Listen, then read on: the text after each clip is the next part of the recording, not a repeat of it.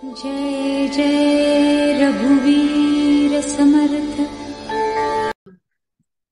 Doctor Prabhakar Deshmukh शैक्षणिक आणि सामाजिक संस्थेच्या अंतर्गत आराधना ध्यान समूहाद्वारे आज आपल्यामध्ये आदरणीय आचार्य डॉक्टर ज्योत्स्नाताई पाटणकर या आलेल्या आहेत.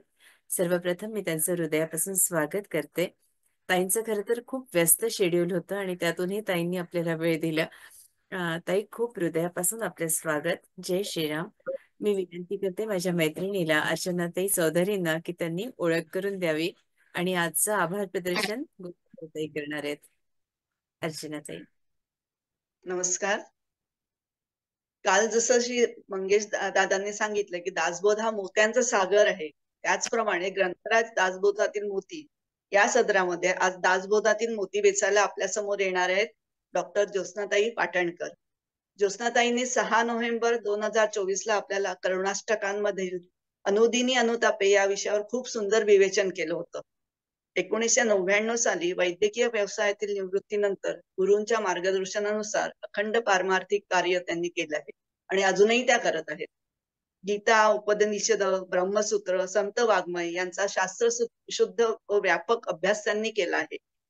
अनेक वर्ष रत्नागिरी येथील माननीय पुरुषोत्तम शास्त्री फडके यांच्याकडे प्रस्थानत्रयी, पंचदशी, विवेक चूडामणी, नारद भक्ती सूत्र इत्यादी ग्रंथांचा अभ्यास त्यांनी केला आहे. एका चातुर्मासात आळंदीत परमपूज्य साखरे महाराजांच्या आश्रमात राहून वृत्ती प्रभाकर, विचारसागर या ग्रंथांचा अभ्यास त्यांनी केला आहे. अशा अनेक ग्रंथांची आधी रत्नागिरीत व पुढे बाहेरगावी आपल्यासारख्या सामान्य जनांना विस्तृतपणे ओळख करून दिली आहे. 1998 साली आवश्यक प्रशिक्षण घेऊन श्री गुरु डॉक्टर श्रीकृष्ण देशमुख यांच्या ग्रंथांचे टायपिंग, एडिटिंग व प्रूफ रिडिंग करून ग्रंथनिर्मिती प्रक्रियेत महत्वपूर्ण सेवा व योगदान दिले आहे. अनेक आध्यात्मिक विषयावर त्यांनी विविध मराठी मासिकातून लेखन केले आहे. निष्काम वृत्तीने कार्यतत्पर, अतिशय उत्साही आणि प्रसन्न व्यक्तिमत्व असलेल्या वक्त्या आज आपल्याला लाभल्या, हे आपले खरंच भाग्य आहे. मी त्यांना विनंती करते की आज पण त्यांनी मागील प्रमाणे सुंदर विवेचन करावे. धन्यवाद. नमस्कार ताई.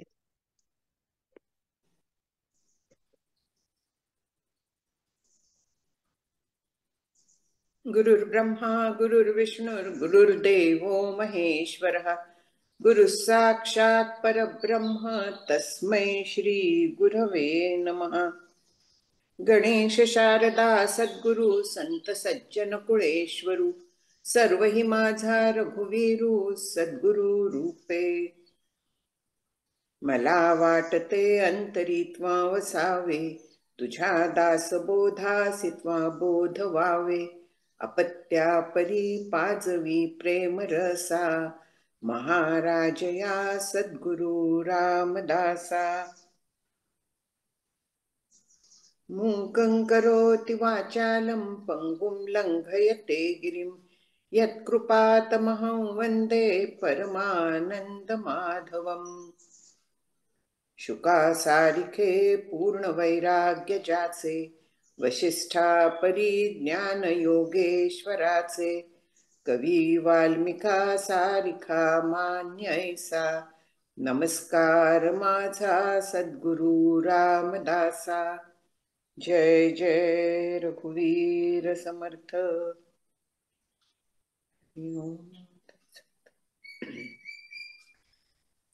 सगळ्यांना नमस्कार. ऋतताईंनी विषय मोठा छान काढलेला आहे, आणखी अत्यंत कठीण काढलेला आहे. कारण दासबोधातले मोती म्हटल्यानंतर जसं काल मंगेश दादा म्हणाले की हा मोत्यांचाच सागर आहे, ह्याच्यातनं काय निवडणार. सगळेच टपोरे, सुंदर, तेजस्वी असे मोती आहेत, काय निवडायचं हा मला मोठा प्रश्न पडलेला होता. शेवटी 2 विषयांवरती मी गेले जे दासबोधाशिवाय अन्यत्र या पद्धतीने आपल्याला मिळत नाहीत. एक होता आत्मनिवेदन आणि दुसरा होता अजपा. शेवटी अजपावरती मी आज आले, कारण काय ह्याच्यातलं सांगायचं, काय बोलायचं काय नाही हे खरोखरी निवड करणं फार कठीण आहे. अजपा ह्या दृष्टीने निवडलाय की बाकी सगळे विषय कुठे ना कुठेतरी काहीतरी पद्धतीने मांडले गेलाय, पण अजपा हा फार थोड्या ठिकाणी मांडलाय आणि समर्थांनी संपूर्ण समाज ज्या पद्धतीने त्याच्यासाठी घातलेला आहे खर्ची, त्याची आपल्याला स्वच्छ कल्पना यावी या दृष्टीने समर्थांनी इथे पूर्ण समास खर्ची घातलाय. तर त्या समासाच्या आधाराने आणखीन माझे श्री गुरु डॉक्टर देशमुख यांनी रत्नागिरीमध्ये 90 साली ह्या विषयावरती प्रवचन घेतलं होतं. आणखीन त्याच्या आधाराने अजपा करण्याची माझी बुद्धी नाहीये, माझा अभ्यास नाहीये, पण ह्या सगळ्याच्या आधाराने मी त्याच्यावरती थोडंसं बोलते. चुकलं तर आपण श्रोते जगदीश मूर्ती आहातच, सांभाळून घ्याल. पण आधारच असा आहे की ते पडून देणार नाहीत याची खात्री आहे.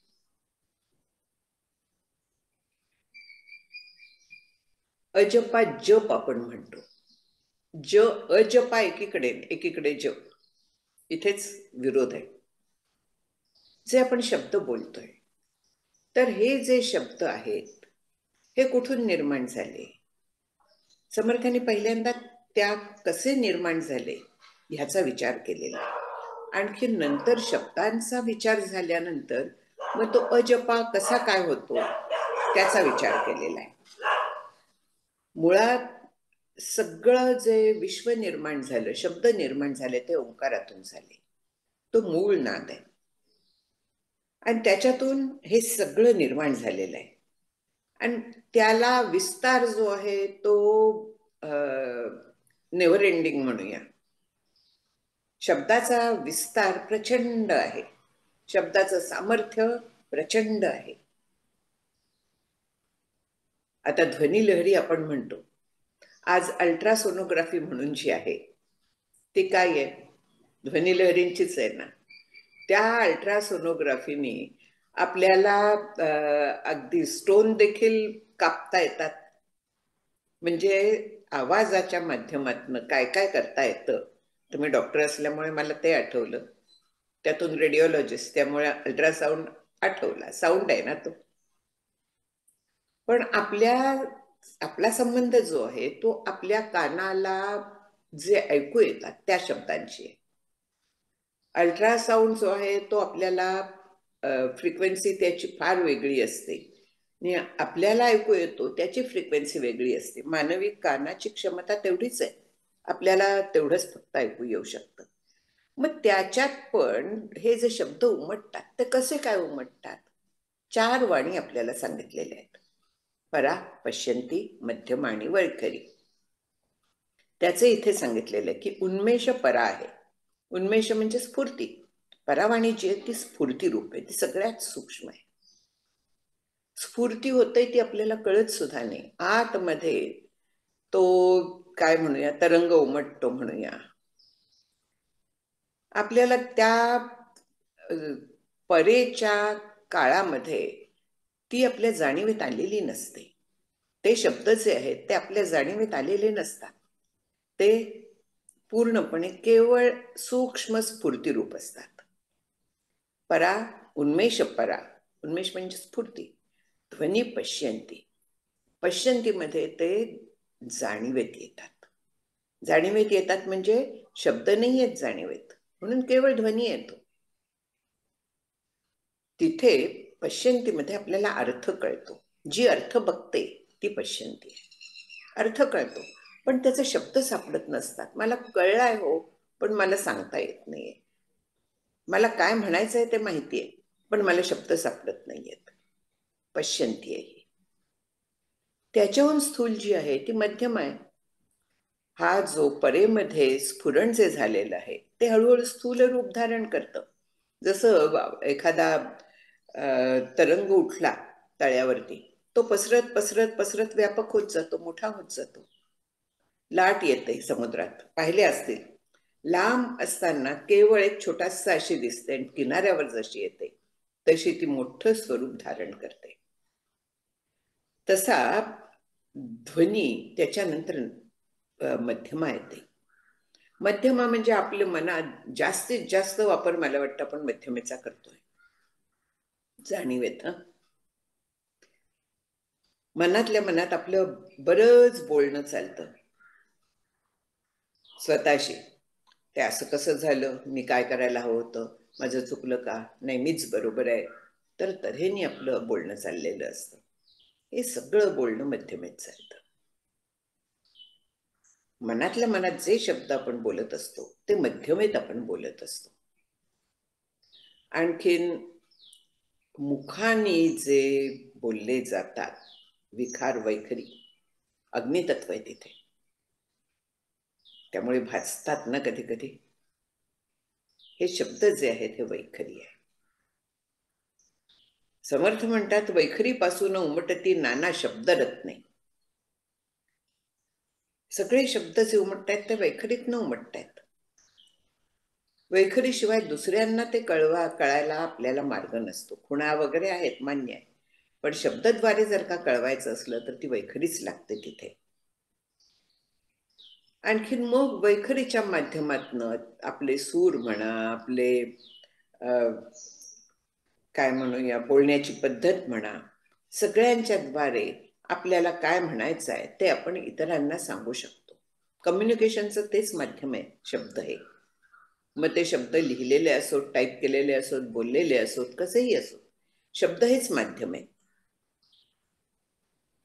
आणखीन या शब्दमात्रा जे आहेत, समर्थ सांगतात की अकार उकार मकार अर्धमात्राचे अंतर औट मात्रा तदनंतर 52 मातृका. हे सगळं जे आहे तर ते तिथून निघालेलं आहे. अ उ म 3.5 मात्रा, औट मात्रा 3.5 मात्रा ज्या ह्या आहेत त्याच्यातून सगळे शब्द निघाले, संपूर्ण सृष्टी निघाली, आपल्याला माहिती आहे. ह्या सगळ्याच्या मागे जे आहे तर ते मूळ माया आहे. इथे म्हटलंय की तत्वांमध्ये मुख्य तत्व ते जाणावे शुद्ध सत्व, अर्धमात्रा महत्तत्व मूळ माया. मूळ मायेतनं महत्तत्व निर्माण झालं, समष्टी बुद्धी. आणखीन मूळ माया निर्माण व्हायला अर्थातच ब्रह्म मागे आहे. तिथपर्यंत आपण काही आता विचार करायचं गरज नाहीये. पण ह्या सगळ्यातून सगळी सृष्टीची निर्माण झाली, त्याच्यातून शरीर निर्माण झालं. मला वाटतंय मी चुकून आत्मनिवेदन समास उघडलेला आहे, पण काही हरकत नाही, मी ह्याच्यावरती जाते. आत्मनिवेदन म्हणता म्हणता क्षमस्व, कारण हे जे सगळे मी ओव्या वाचल्या त्या आत्मनिवेदन मधल्या होत्या. आणखीन हा जो समास आहे मी मनात जो ठरवला शेवटी तिथपर्यंत मी गेले नाही. वयाचा परिणाम असे घोटाळे होतात.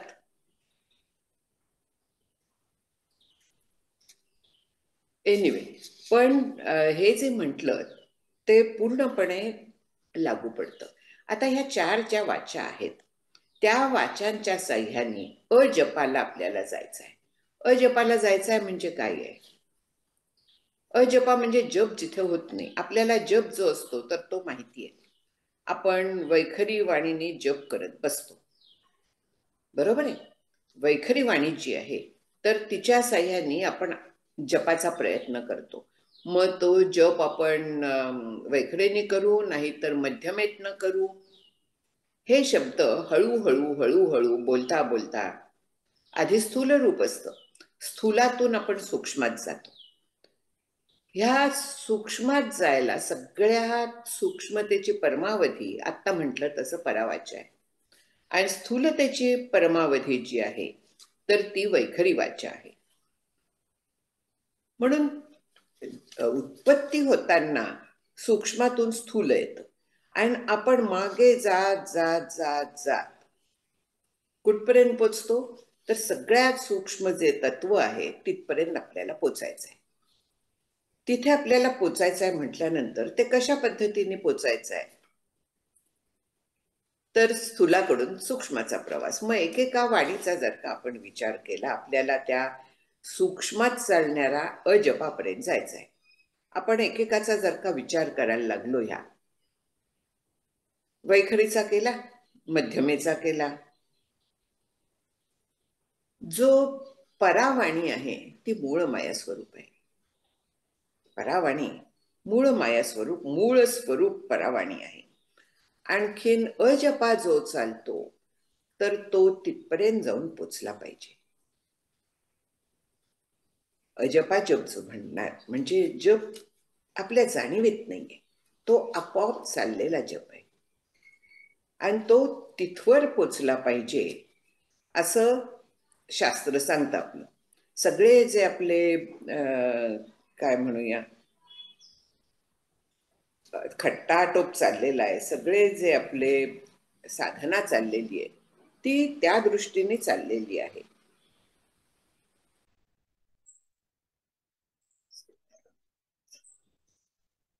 अजून पण मला समाज सापडलेला नाहीये, सापडेल. म्हणून अजपात आपल्याला पोचायचं आहे.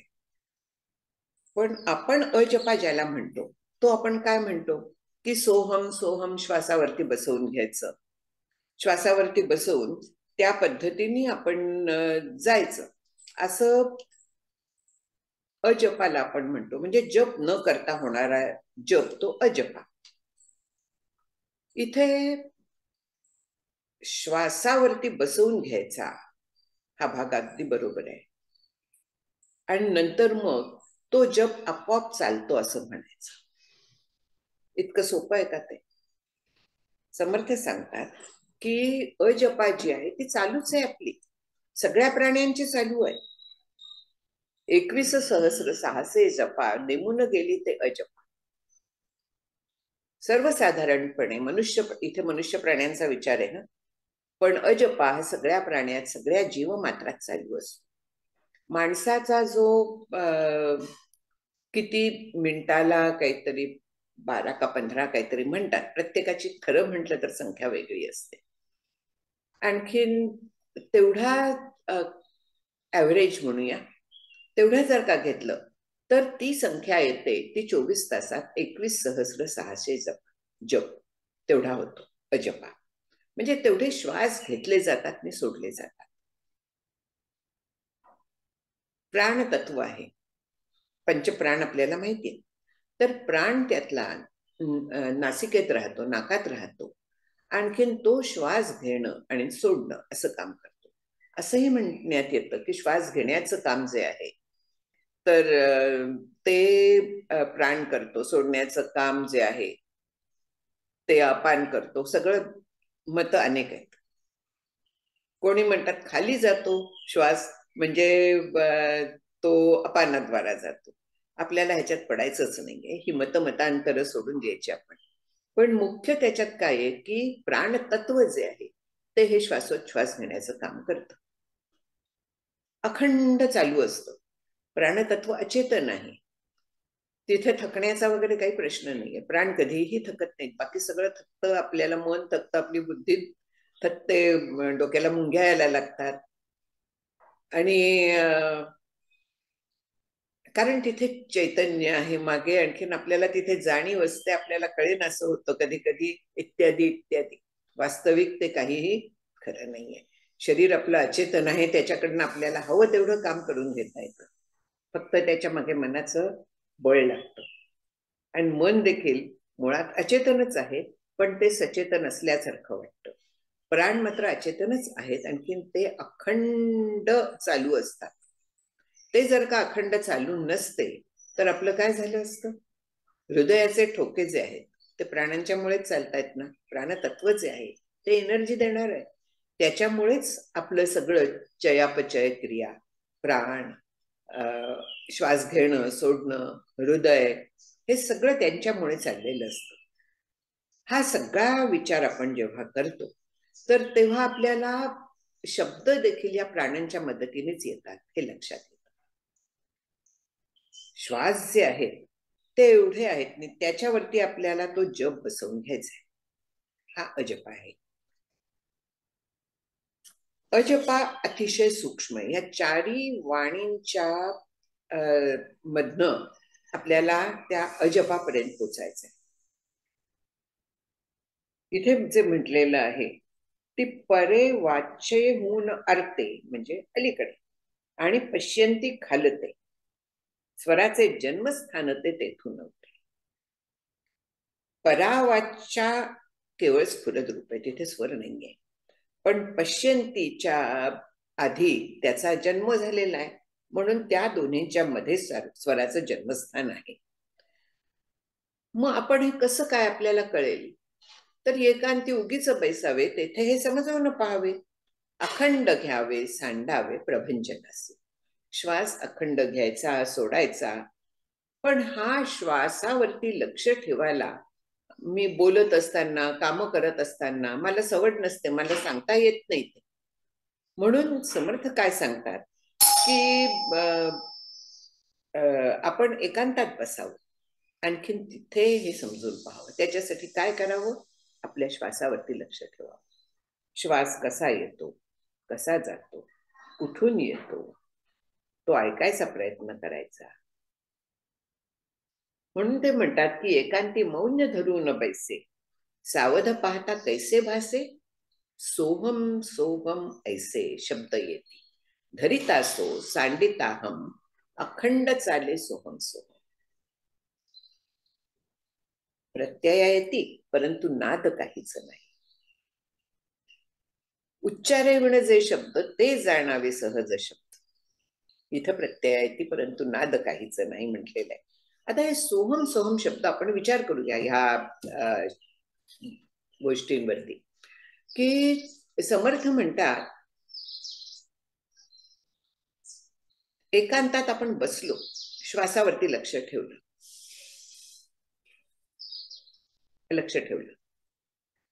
तर आत श्वास घेताना आपल्याला सहा असा शब्द ऐकू येतो. श्वास टाकताना सो हम असे शब्द येतात, असं आपल्याला समर्थ सांगतात. आता शब्द येत आहेत पण ऐकू येत नाहीत. ऐकू आले असते तर ते सगळ्यांना ऐकू आले असते. इथे केवळ जो ह्या पद्धतीने साधना करतो त्याला ऐकू येतात. आता सांगा की ज्याच्यावरती हे सोहमचे श्वासाबरोबर सोहम चालतो वगैरे, आपल्याला भारतीयांना जसं देवाचं आहे, मातीत आपल्या अध्यात्म आहे असं स्वामी विवेकानंद म्हणायचे. तर आपल्यावरती श्वासाबरोबर सोहम चालतो वगैरे कधीतरी कुठेतरी ऐकलेलं असतं, ते संस्कार असतात, म्हणून आपण ते ऐकू शकतो. पण ज्याला हे काहीच माहिती नाही असा कुठला तरी दुसरा माणूस, आफ्रिका म्हणा, युरोप म्हणा, त्याला बसवलं आणखीन श्वासावरती लक्ष द्यायला सांगितलं, त्याला ते ऐकू येणार नाहीत. ह्याचा अर्थ असा आहे की आपल्या शास्त्रकारांनी, ऋषीमुनींनी बसवलेली ही प्रक्रिया आहे. आपल्या साधनेसाठी हे अजपाजप किंवा इथे सोहम चालतं अशा पद्धतीने प्रक्रिया बसवून दिलेली आहे. ती खरी तशी नाहीये, पण आपल्या सोयीने ही प्रक्रिया बसवलेली आहे. ऍक्च्युअल ते शब्द तसे येत नाहीत, आपल्याला ते बसवून घ्यायला लागतात. समर्थच सांगतायत ते शब्द सांडून बैसला तो मौनी म्हणावा भला, योगाभ्यासाचा गलबला याची कारणे. कशाला अभ्यास करायचा आहे? हे जे शब्द आहे हे शब्द विसरायचे आहेत, आणि शब्द विसरून काय करायचं? समाधीला अभ्यास करायचा. पण हे शब्द सांडून बैसला तो मौनी म्हणावा भला. आपण काय करतो? मी आज मौन व्रत स्वीकारलाय बरं का, अजिबात बोलणार नाही. मग काय करते मी? पाटीवरती लिहून दाखवते, आज अमुक करा जेवायला, आज काय करा, मला जरा चहा करून दे. पाटीवरती लिहून दाखवते, खुणांनी सांगते. म्हणजे याचा अर्थ आतमध्ये शब्द चालू आहेत ना, आतमध्ये सगळे विचार चालू आहेत, शब्द चालू आहेत. मग त्याला काष्ठ मौन असं एकनाथ महाराज म्हणतात. काष्ठ मौन केवळ जड मौन आहे. ते मौन हे खरं मौन नाहीये. इथे तो मौनी म्हणावा भला म्हणजे ते शब्द सांडून बैसला, सगळे शब्द जे आहेत याचा अर्थ असा आहे की आपल्या मनात विचार येणं, संकल्प येणं थांबायला हवं. संकल्प येणं थांबायला हवं म्हणजे काय आहे? आपलं मन शुद्ध व्हायला हवं. मागे मागे चला. मन शुद्ध व्हायला हवं तर कर्म उत्तम केलं पाहिजे, विचार उत्तम पाहिजे. सगळं शेवटी जे येतं या साधनांवरती येतं. पण आपण आता जो विचार करतोय तो त्या साधनांचा करत नसून मौनाचा आणखीन अजपाचा करतोय. म्हणून शब्द सांडून बैसला म्हणजे शब्द सुटतात. सोहम ही जाणीव सुद्धा संपली पाहिजे. तो मौनी आहे, ही समाधी अवस्था आहे.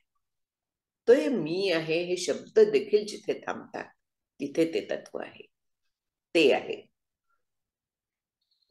म्हणून मग याच्यासाठी काय करायचं, कसं करायचं?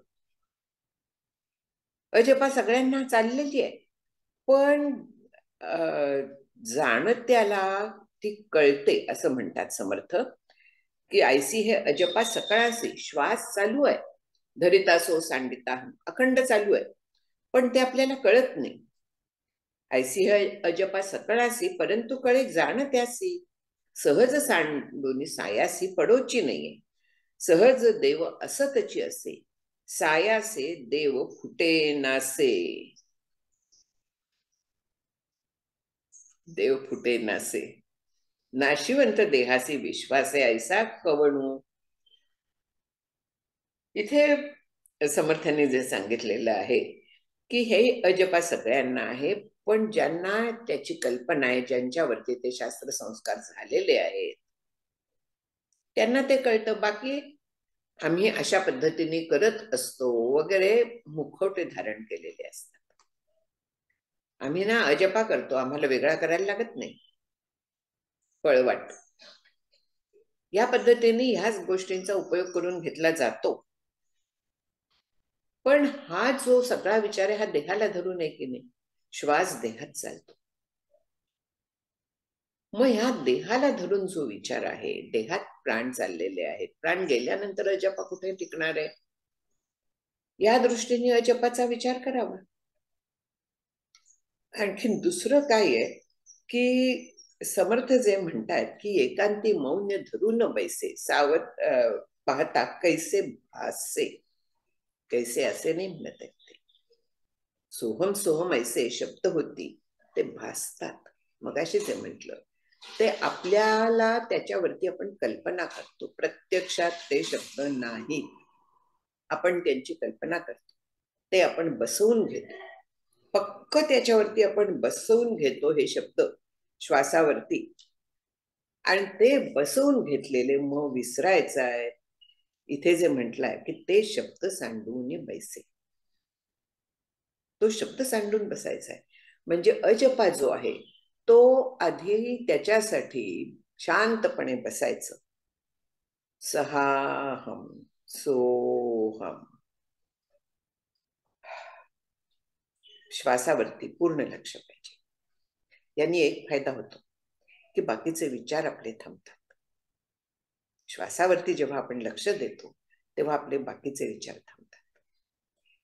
मग ह्या एकांतात बसायचं आहे, श्वास ऐकायचा आहे आपल्याला, हे लक्षात घ्यायचं.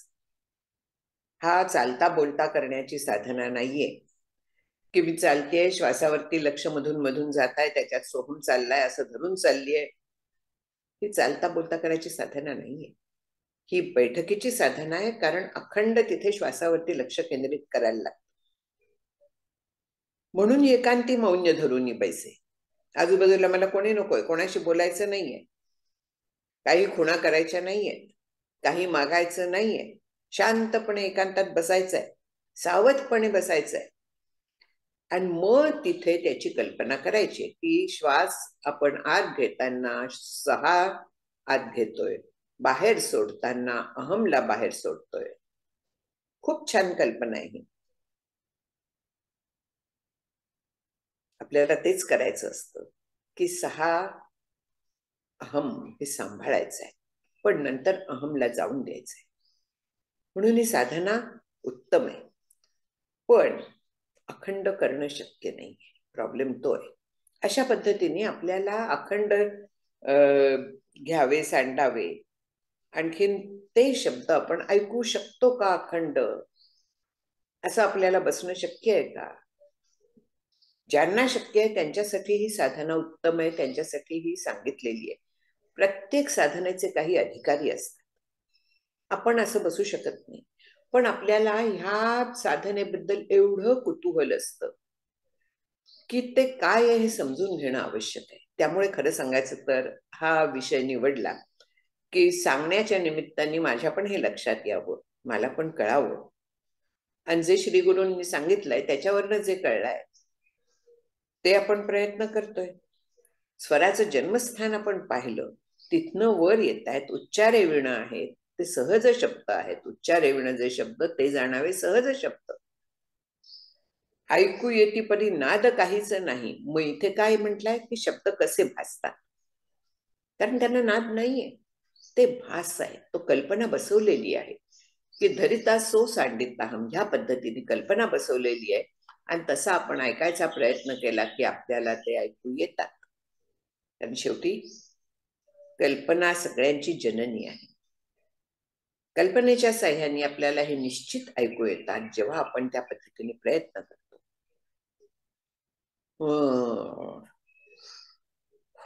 चाललाय सहा अहम सहा अहम सहा अहम सोहम सोहम. उठल्यानंतर काय होतं त्या सोहमचं? इतर विचार ताबडतोब मनात यायला लागतात ना. असं असल्यामुळे आपल्याला अखंड ते साधना करता येत नाही. ही साधना सगळ्यांच्यासाठी नाही म्हणून जे म्हटलं तर ते ह्या दृष्टीने आहे. ह्या दृष्टीने ही जी साधना आहे ती फार कठीण आहे. ज्याला काहीही उद्योग नाहीये, काहीही नाहीये, नुसता जो बसू शकतो त्याला त्या बसण्याच्या काळात ही साधना करता येते. त्यासाठी मुळात बसावं, सोहम सोहम अभ्यास करावा. आणि अभ्यास करता करता ते शब्द विसरायचे आहेत. ते शब्द सांडून बैसला. सोहम सुद्धा विसरायचा आहेत आणि श्वासावरती ते चालू आहे ह्या पद्धतीने श्वासावरती लक्ष केंद्रित करायचं आहे. तिथे शब्द ऐकायचे नाहीयेत.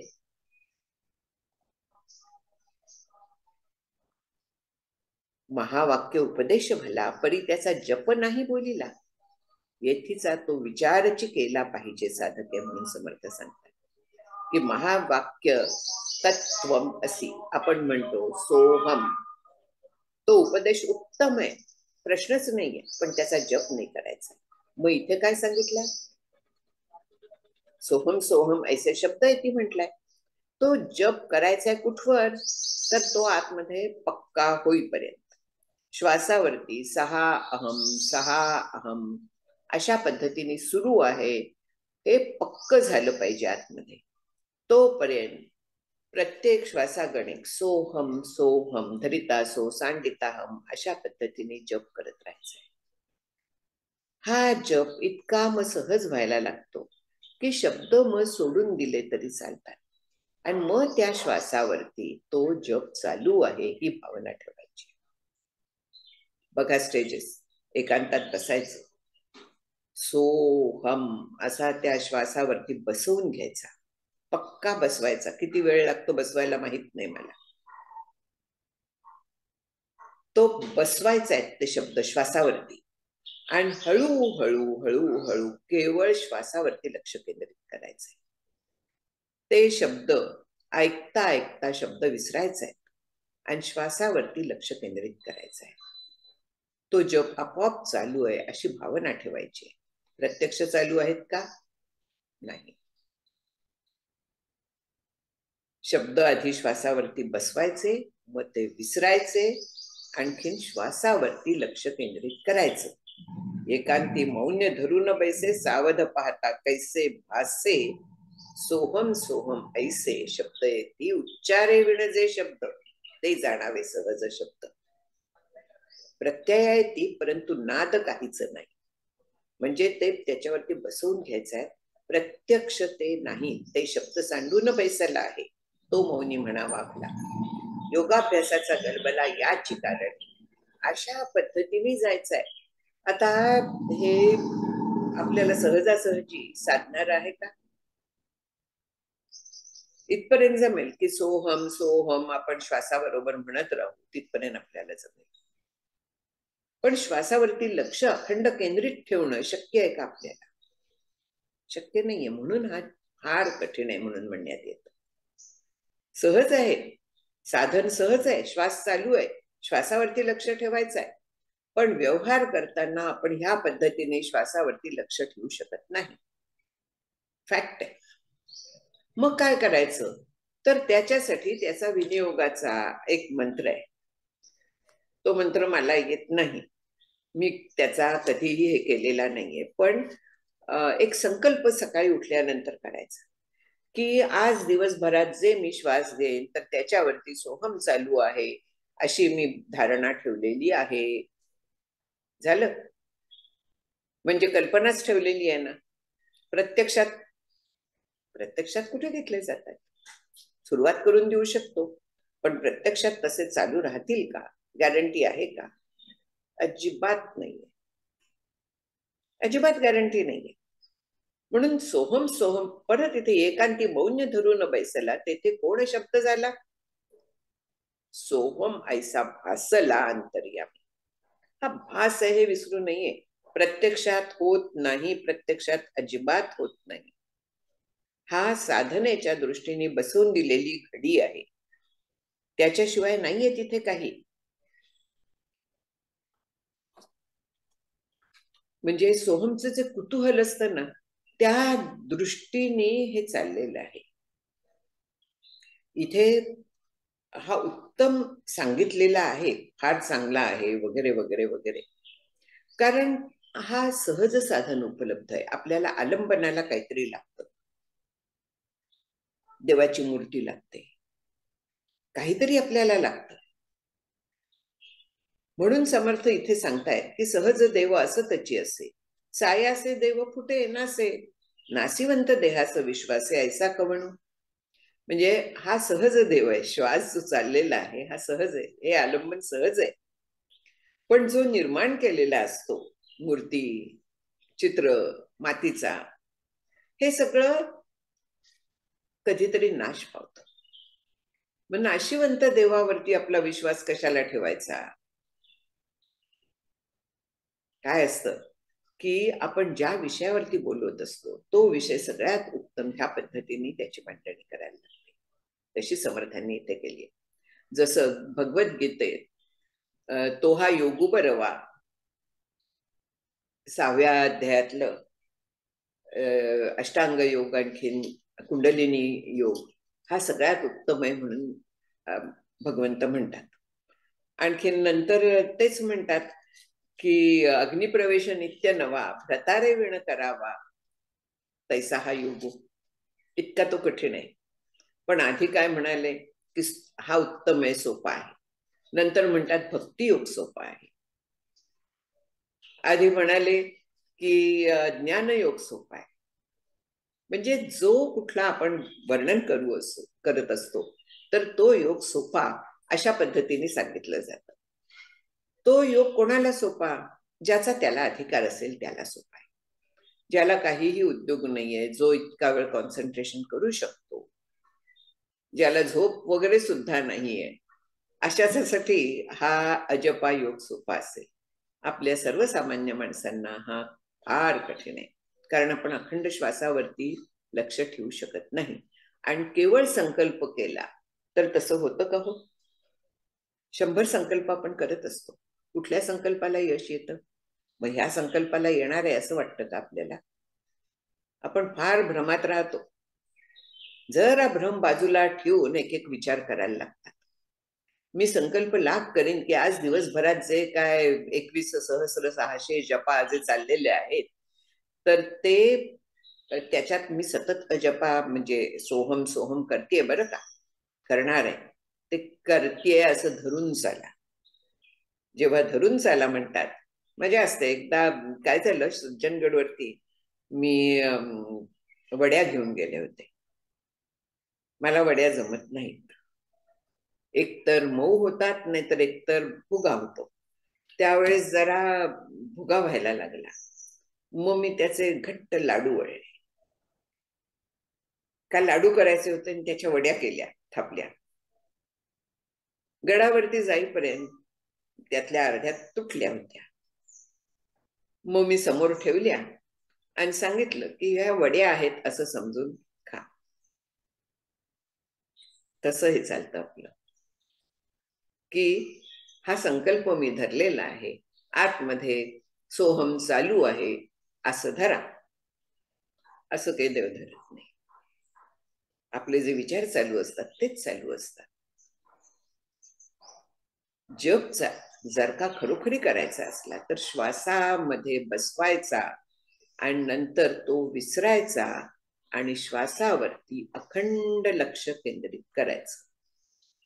अखंड लक्ष केंद्रित करणं शक्य नसतं, म्हणून अजपा कठीण. श्वासावरती लक्ष, श्वास सहज आहे, आलंबन सहज आहे. देवाचं आलंबन, ईश्वराचं आलंबन वगैरे आपल्याला आणायला लागतं ना, तसं लागू नाहीये. म्हणून अशा पद्धतीने साधना आपल्याला बसवून दिलेली आहे. ही समजून घ्यायची, आणखीन मग आपल्या मनातनं ती काढून टाकायची. मग काय करायचं? आपलं नाम दिलेलं आहे ना आपल्याला. हा वाक्य उपदेश भला परी त्याचा जप नाही बोलिला, म्हणून चालता बोलता सोहम श्वासात नाही शक्य. ते शब्द सांडून बैसला हाच अजप आहे. चालता बोलता जेव्हा आपण सोहम सोहम करतो तेव्हा तो खरा सोहम नाही, ते केवळ एक आलंबन होऊन जातं. सामान्य आलंबनांसारखंच ते एक आलंबन होऊन जातं. आणखीन आपल्याला वाटतं की मी सोहम साधना करतेय, त्याच्या अर्थाचा सुद्धा विचार न करता, सहा काय अहम काय कसलाही विचार न करता केवळ सोहम म्हणजे लहान मुलाचे जसं न कळता बोलणं चालतं तसं बोलणं असतं. लहानपणी गीता शिकलो, काय कळत होतं? काहीही कळत नव्हतं. लाख शिकलो गीता, मनाचे श्लोक शिकलो, पाठ केले, काय अर्थ कळत होता? काही नाही. तशा पद्धतीने चालतं. जेव्हा आपण न कळता जप करतो तेव्हा ती लहान मुलाची बडबड असते. मी जेव्हा सुरुवात केली ना परमार्थाला, तर तेव्हा मला असंच कोणीतरी एक आमच्या ओळखीचे म्हणाले की तू अशा पद्धतीने का नाही करत? श्वास घेताना सहाचा विचार नाही, सहा म्हणायचा, आणखीन सोडताना अहम म्हणायचं. मला नाही जमलं. अगदी प्रामाणिकपणे कबूल करते की मला त्या पद्धतीने जमलं नाही, पटलं पण नाही. असेल योग्य साधन असेल, पण नाही पटलं. मी आपलं नामजप करत राहील, कारण मला काहीच माहित नव्हतं. सहा म्हणजे काय माहित नाही ना, अहम म्हणजे काय माहित नाही. कसा मी तो जप करायचा? जो देव आहे तर त्याची मूर्ती मला दिसतेय, त्याच्या मागे तत्व आहे हे मला माहिती आहे, पण सोहमच्या मागे न कळता केलेल्या ह्याच्यात काय अर्थ उरला? आणि इथे तसा चाललेला आहे थोडासा. जरी आपण सहा अहमचा अर्थ समजून घेतला तरी देखील आपल्याला आलंबन प्राणांचं म्हणजे श्वासाचं अखंड ठेवता येणार आहे का? नाही. ह्याचा उद्देशच आहे प्राणांच्या आलंबनावरती आपण राहायचंय, प्राणांचं साह्य घ्यायचंय. प्राणांचं साह्य घ्यायला प्राणांवरती म्हणजे त्या श्वासावरती लक्ष केंद्रित करायला लागतं. असं लक्ष चालता बोलता धंदा करता आपल्याला शक्य नसतं. यासाठी हा आपल्यासाठी इम्प्रॅक्टिकल आहे. ज्यांना शक्य आहे त्यांच्यासाठी हा उत्तम आहे, कारण सहज देव जपत ध्याने, सहज चालणे स्तुती स्तवने, सहज घडे ते भगवानने मान्य कीचे. हा सहज होणार आहे आणि ते तसं तादात्म्य आपलं होऊ शकत नाही. ते सहज जर का झालं तर ते कृत्रिमता राहणार नाहीये. पण इथे मीपणा असतो आपला, आपलं सहज बोलणं नसतं. हे कोणाचं होतं? तर ज्याला तो अनुभव आलेला आहे, प्रत्यक्ष जो ब्रह्मरूप झालेला आहे, तर अशाच सहज बोलणं ही स्तुती होते. सहज चालणं हा प्रदक्षिणा विधी होतो. जे सहज असतं तर ते त्याचं तसं होतं. आपलं होतं का? नाही. त्यांचं भगवान स्वीकारतो, कारण ते तो भगवान रूप झालेले असतात. एकाएकी समजणे घडत नाही म्हणून समर्थ सांगतायत. आणखीन इथे पुढे म्हणतात ते की आतमध्ये त्या नारायणाला आपण ठेवा. अंतरी वसता नारायणे लक्ष्मीस काय उणे, ज्याची लक्ष्मी तो आपण बळकट धरावा. समर्थच सांगतायत की हे आपल्यात सहज दिलेलं आहे, हे खरं आहे. वेगळं शोधायची गरज नाहीये, हेही खरं आहे. पण आपल्याला माहिती आहे का ते? मग सहज होण्यासाठी आपल्याला ही जी लक्ष्मी आहे, मोक्षश्री आहे, ती कोणाची आहे? ज्या भगवंताची आहे. तो भगवंत आपण बळकट धरावा. आपण सायासात पडू नये. इथे सहज सांडोनी म्हणजे अजपाबद्दल म्हटलेलं आहे. पण प्रॅक्टिकल जर का विचार केला तर ईश्वराचं नाम आणखीन रूप ही आपल्याला जास्त सोपी साधनं आहे. जास्त सोपं आपल्याला आलंबन आहे. श्वासाचं आलंबन जरी सहज असलं, जरी अवेलेबल असलं, तरी आपलं त्याच्यावरती लक्ष राहणं फार कठीण असतं. त्याच्यापेक्षा रामनाम, शिवनाम ही जी नामं आहेत सगळी, तर ती आपल्याला लक्षात ठेवायला सोपी जातात. कारण आपण सगळीकडे तेच तत्व आहे असा सगळ्यांच्याकडे बघताना सुद्धा विचार करू शकतो. या दृष्टीने आपल्याला ती सोपी जातात, ती जास्त सहज होतात. सर्वसामान्यांच्या दृष्टीने आपल्याला ते जास्त सोपं जातं. जरी लक्ष्मी आपल्या आत असली, जरी ती पुरलेली असली, म्हणजे श्वास जरी चालू असला आपल्याला तो कळत नाही ना.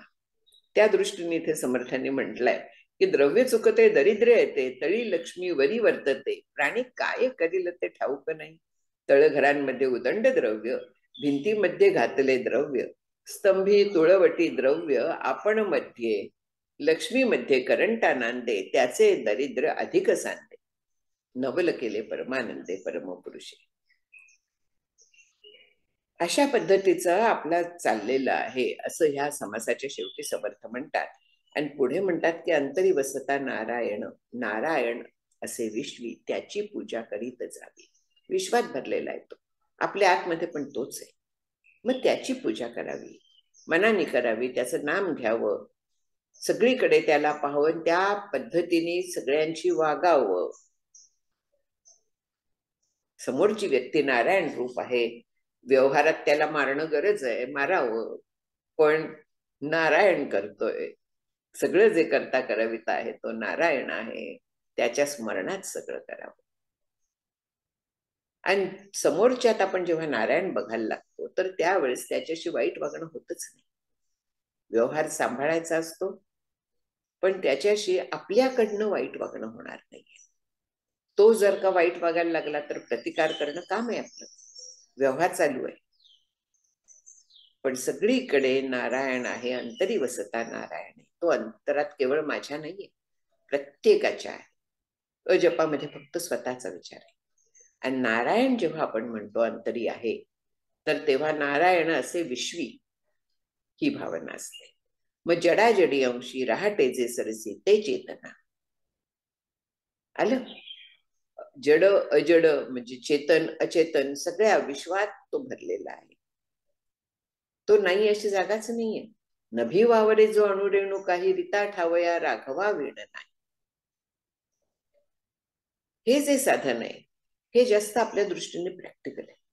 म्हणून समर्थांनी परत ते सांगितलेलं आहे की अंतरी वसता नारायणे लक्ष्मीच काय होणे, ज्याची लक्ष्मी तो आपण बळकट धरावा. ही जी लक्ष्मी आहे सहज आहे, सगळं खरं आहे, पण नारायण जो आहे तो विश्वात व्यापून आहे आणि त्याची आपण पूजा करावी, त्याचं स्मरण ठेवावं, अखंड स्मरण ठेवावं. ते जर का आपण ठेवलं तर आपल्याला हे सहज होऊन जातं. उत्तम साधन आहे, अगदी खरं आहे, पण अधिकारी फार थोडे असतात, कारण एवढा वेळ नसतो आपल्याला. आणि केवळ संकल्पाने असा जप चालू आहे असं म्हटलं तर आपण छान भ्रमात राहतो की माझी साधना अखंड चालू आहे, माझा जप अखंड चालू आहे, मी अजपा करतेय. वास्तविक काय होतं? आपण विषयात गुंतून राहतो. वास्तविक काय होतं? आपण जगात गुंतून राहतो. सकाळी एकदा स्मरण करतो, फार तर संध्याकाळी करू, पण बाकी वेळात काय चालतं आपलं? श्वासावरती आपण लक्ष ठेवू शकतो का? या पद्धतीने बसू शकतो का? नाही श्वासावरती आपल्याला लक्षात ठेवता येणार. या दृष्टीने अजपाजप उत्कृष्ट साधन आहे, पण ते आपल्याला प्रॅक्टिकल नाहीये. हा प्रॉब्लेम आहे. प्रॅक्टिकल काय आहे? तर अंतरी वसता नारायण, त्या नारायणाला स्मरावं. सगळीकडे त्याला बघणं शक्य असतं, सगळीकडे त्याचा विचार करणं शक्य असतं. तो करावा. आणखीन मग ज्याची लक्ष्मी तो आपण बळकट धरावा. त्यालाच पकडल्यानंतर ही मोक्षश्री आपल्याकडे यायला वेळ लागत नाही. अखंड त्याला धरून ठेवावं, अखंड त्याचं स्मरण ठेवावं. आणि अजपाजप आहे तो समजावा आणि नमस्कार करावा. समजून घ्यायचं आहे नक्की, कारण आपलं कुतूहल जे असतं ना, ते गेल्याशिवाय आपण साधना उत्तम करू शकत नाही. अट्रॅक्शन असतं त्याचं. या दृष्टीने मी आज ह्या विषयात निवडला. असा विषय बाकी कुठेही मांडलेला आपल्याला दिसत नाही. समर्थांनी हा विषय फार सुंदर रीतीने मांडलेला आहे. त्यांना नमस्कार करते, आपण सगळ्यांना नमस्कार करते आणि इथे थांबते. हरि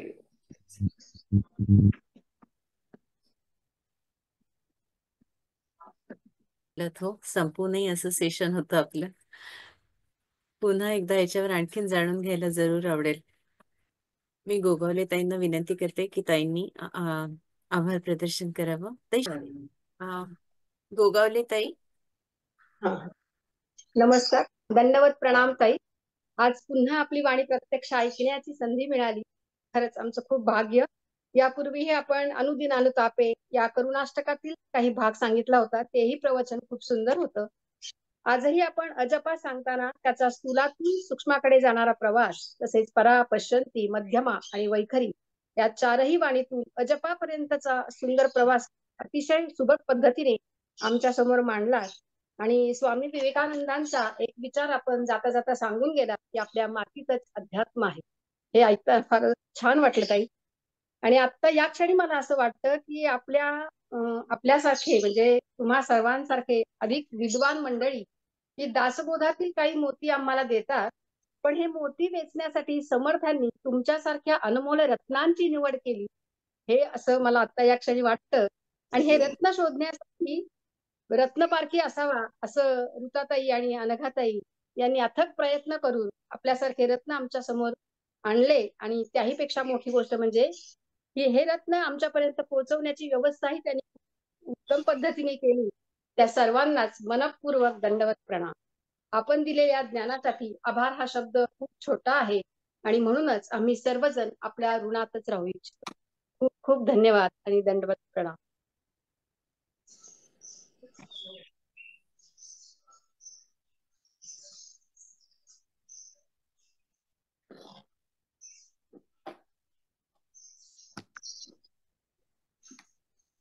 ताई, नमस्कार. मोहन सुरेख सांगितलं तुम्ही, खूपच छान. अगदीच म्हणजे आणि जे काय सांगितलं ना ते अगदी म्हणजे खरंच हृदयापर्यंत भिडलंय. खूप सुंदर. धन्यवाद ताई, धन्यवाद.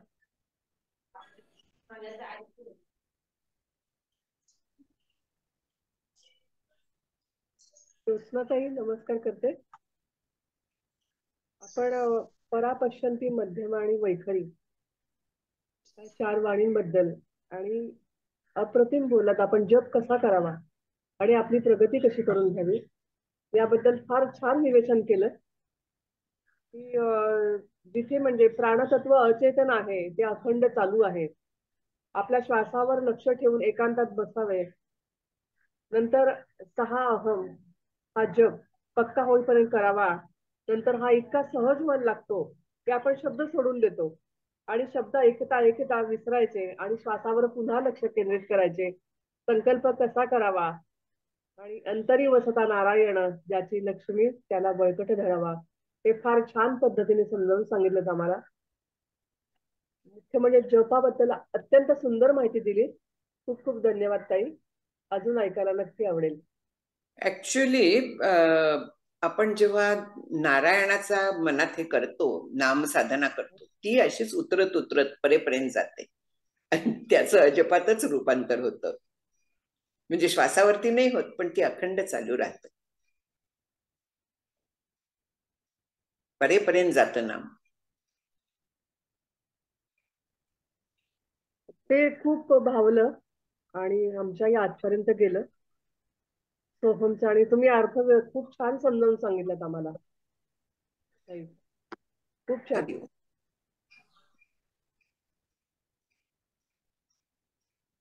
ताई नमस्कार. ज्योत्स्नाताई नमस्कार. मला ना तिसरा श्लोक जो आहे तर त्याचा अर्थ हवा होता.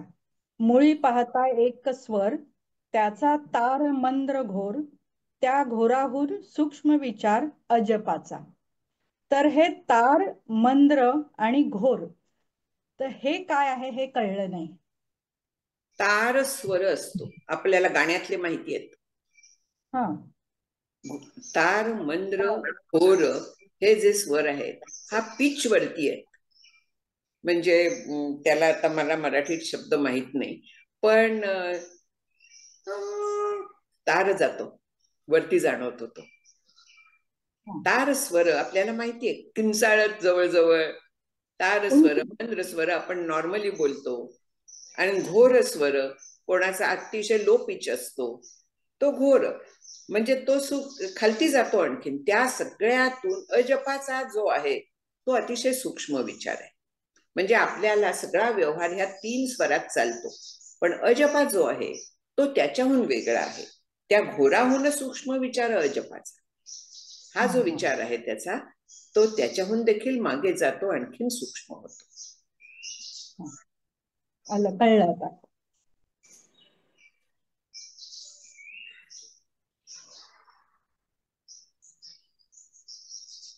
पुढला जो आहे 4थी ओवी, तर ती पण त्याच्याशी संलग्न आहे. सारगमपद, हो, या मातृका ज्या आहेत त्या सायासानी सगळं आपण चालतो, पण हा जो आहे हा आतमध्ये चालू असतो ना, सहज आहे.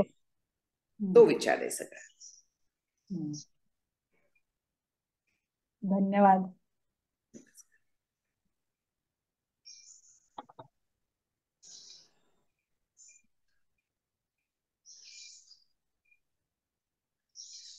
आत्मवंदन ताई, खूप सुंदर, छानच आजचं तुम्ही परा, पश्यंती, मध्यमा, वैखरी वाणीबद्दल सांगितलं आम्हाला. आणि सोहम साधनेचं पण तुम्ही सांगितलं, मार्गदर्शन खूप छान केलं. दासबोधाचं कितके श्लोक वगैरे आम्हाला ऐकायला मिळाले, सुंदर सुंदर, खूप छान. त्यांच्या ओवीवर विवेचन सगळं खूप सुंदर केलं. धन्यवाद, धन्यवाद. पांडुरंग.